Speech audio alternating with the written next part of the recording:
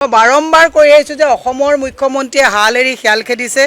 নিজৰ যিটো নৈতিক দায়িত্ব তাৰ পৰা পলায়ন কৰি কাৰ ঘৰ ভাঙা, কাৰ দল ভাঙা, কোন সভাপতি হ'লে ভাল হ'ব, এইবোৰ কথাত কৈছে। আজি গুৱাহাটী এক ৰাতি বৰষুণত এতিয়া গাড়ী নিব নোৱাৰা অৱস্থা হৈছে। মুখ্যমন্ত্ৰীয়ে আজি কিছুদিনৰ আগত কৈছিলে যে আপোনালোকে বিলাতী মদ খাওক, দেশীয় সুৰা খাব নালাগে। মদ খাবলৈও যুৱ প্ৰজন্মক উৎসাহিত কৰিছে। মুখ্যমন্ত্ৰীক মই এটাই আহ্বান জনাইছোঁ, হাল এৰি শিয়াল খেদাতকৈ ৰাজধৰ্ম পালন কৰক। মুখ্যমন্ত্ৰীয়ে ল এণ্ড অৰ্ডাৰ চিটুৱেশ্যনটো যে আজিৰ তাৰিখত যে কণ্ট্ৰলত নাই, গৃহ বিভাগৰ দায়িত্বত যে ভালকৈ পালন কৰিব পৰা নাই, ইয়ে প্ৰমাণ কৰে। মুখ্যমন্ত্ৰীৰ দায়িত্ব লৈ পেলাই তেওঁ কৈছিলে সকলোকে সুৰক্ষা দিব, কিন্তু আজি মুখ্যমন্ত্ৰীয়ে কৈছে যে আত্মসুৰক্ষাৰ কাৰণে বন্দুকৰ লাইচেঞ্চ লওক। কিমান ভয়ংকৰ এটা কথা। আমি কৈছোঁ যে যুৱ প্ৰজন্মক চাকৰি দিয়ক, আমি কৈছোঁ যে যুৱ প্ৰজন্মক চাকৰি দিয়ক, আমি কৈছোঁ যে স্কুলবিলাক খোলাওক, মদৰ দোকান কমাওক, আৰু মুখ্যমন্ত্ৰীয়ে কৈছে বন্দুকৰ লাইচেঞ্চ লওক। অত্যন্ত সংবেদনশীল কথা। আজিৰ তাৰিখত বন্দুক চাওক, বন্দুক এটা যিমানেই যি নহওক, আৰ্মছটো মৰণাস্ত্ৰটোৰ এটা মানে নিগেটিভ ইম্পেক্টটো আছে। গতিকে মুখ্যমন্ত্ৰীয়ে এতিয়া উৎসাহিত কৰিছে যে আপোনালোকে বন্দুক লওক, আত্মসুৰক্ষা তাৰমানে আমি নিজে কৰিব লাগিব। তেনে মুখ্যমন্ত্ৰীয়ে অকপতে স্বীকাৰ কৰিলে যে মুখ্যমন্ত্ৰীয়ে আমাক সুৰক্ষা দিব নোৱাৰে। সেইকাৰণে আমাৰ নিজৰ সুৰক্ষা আজি তাৰিখত আমি ল'ব লাগিব। মই বাৰম্বাৰ কৈ আহিছোঁ যে অসমৰ মুখ্যমন্ত্ৰীয়ে হাল এৰি শিয়াল খেদিছে। নিজৰ যিটো নৈতিক দায়িত্ব তাৰ পৰা পলায়ন কৰি কাৰ ঘৰ ভাঙা, কাৰ দল ভাঙা, কোন সভাপতি হ'লে ভাল হ'ব, এইবোৰ কথাত কৈছে। আজি গুৱাহাটী এক ৰাতি বৰষুণত এতিয়া গাড়ী নিব নোৱাৰা অৱস্থা হৈছে।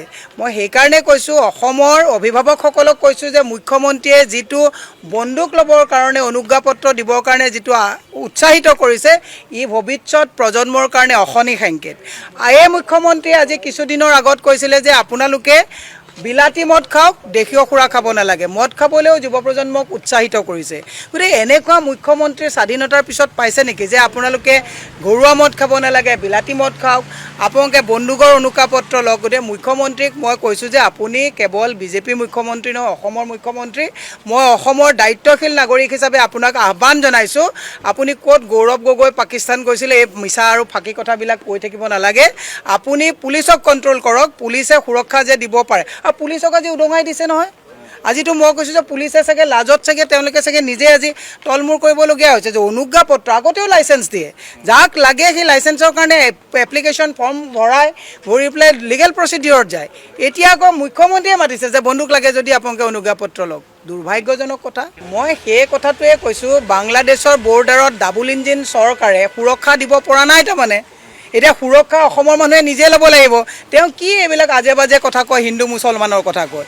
অসম নহয়, ভাৰত এখন ছেকুলাৰ ৰাষ্ট্ৰ। ইয়াত হিন্দু মুছলমানৰ লুডু খেল বুলি ভাবিছে নেকি তেওঁ এইটো কথা? তাৰমানে তেওঁ চেণ্ট্ৰেল গভৰ্ণমেণ্টকো তেওঁ উপহাস কৰিছে। তাৰমানে বৰ্ডাৰতো তেওঁলোকৰ ছিকিউৰিটি কোনো নাই, বৰ্ডাৰ ছিকিউৰিটি ফ'ৰ্চকো তেওঁ উপহাস কৰিছে।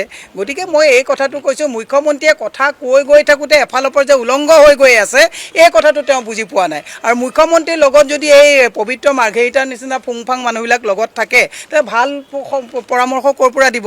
অনবৰত কটাক্ষ কৰা, মানুহক লেতেৰা কথা কোৱা, এনেকুৱা ফুংফাং কথা কোৱা মানুহ যদি মুখ্যমন্ত্ৰীৰ কোটাৰীটোত থাকে, মুখ্যমন্ত্ৰীয়ে 100টা ভুল নহয়, এতিয়ালৈকে 100টামান ভুল কৰিছে, 1000টা ভুল 26ৰ নিৰ্বাচনৰ আগত কৰিব। আৰু এই ভুলৰ যিটো উত্তৰ ৰাইজে এইবাৰ 26ত দিব।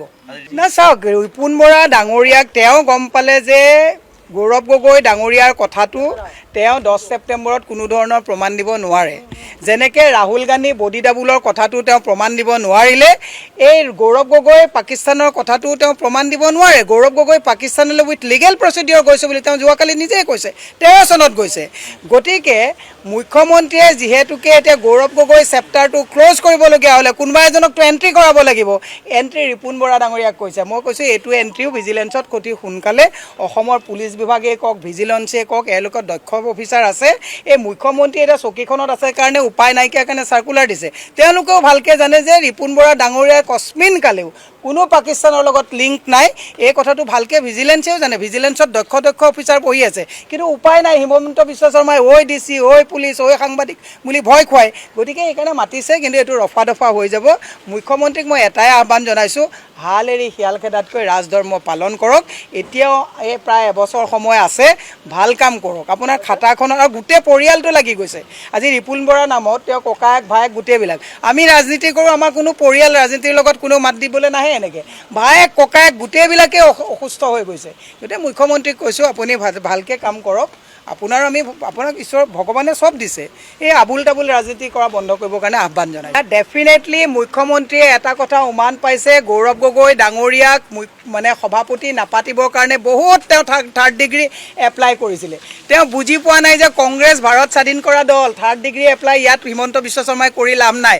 বহুত কথা কৈছিলে তেওঁ কিন্তু নোৱাৰিলে আৰু এতিয়া তেওঁ উমান পাইছে আটাটোৰটো পুতকটো তেওঁ বিজেপিত তুলিব নোৱাৰে বিজেপিত পুতক তুলিলেতো বিজেপিয়ে উঠাই পেলাব গতিকে এতিয়া সেই গোটেই বিজেপিৰ খংটো গৌৰৱ গগৈ আৰু ৰিপুণ বৰা ডাঙৰীয়াৰ ওপৰত উঠাইছে গতিকে এইটো খং বেছিদিন নীতিকে আপোনালোকে চাই থাকক যে মুখ্যমন্ত্ৰীৰ চকীখন হিলাবৰ কাৰণে নৰেন্দ্ৰ মোদীয়ে এতিয়া কাৰণ গৌৰৱ গগৈক কাউণ্টাৰ কৰিবৰ কাৰণে Himanta Biswa Sarma is not enough তেওঁ চতুৰ পলিটিচিয়ান তেওঁ অংক ভাল জানে কিন্তু ইমেজ বিল্ডিঙৰ ক্ষেত্ৰত একেবাৰে ফ্লপ গুচি গ'ল যিজন মানুহে এটা কথাকে আজি দুমাহ কৈ পেলাই গোটেই অসমখন অস্থিৰ কৰি দিছে অসমত কিমান সমস্যা আছে খোৱা পানীৰ সমস্যা বিজুলীৰ সমস্যা ৰাস্তা ঘাটৰ সমস্যা নিবনুৱা সমস্যা এতিয়া আজি দেখিছে অৰুণোদয় মানুহবিলাক ওলাই আহিছে অস্থিৰ হৈ গৈছে আজিৰ অসমখন সেইখিনি সময়ত তেওঁ মুখ্যমন্ত্ৰীয়ে কেৱল গৌৰৱৰ এটা যিটো বেমাৰে ধৰিছে এই বেমাৰটোৰ একচুৱেলি ট্ৰিটমেণ্ট নৰেন্দ্ৰ মোদীয়ে কৰিব মুখ্যমন্ত্ৰী বদলি হ'ব আমি এই খবৰ পাইছোঁ দিয়াৰ প্ৰশ্নটো আহে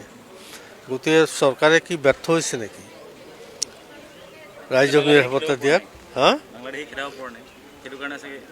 না সেইটো কাৰণে নহয় কাৰণ ৰাইজক নিৰাপত্তা দিব পাৰিলে ৰাইজক কিয় পিষ্টল বা হাতিয়াৰ দিব বিচাৰিছে নিশ্চিতভাৱে গভৰ্ণমেণ্টে নিৰাপত্তা দিয়াত ব্যৰ্থ কাৰণে তেওঁলোকে এতিয়া হাতিয়াৰ দিবলৈ বাধ্য হৈছে থেংক ইউ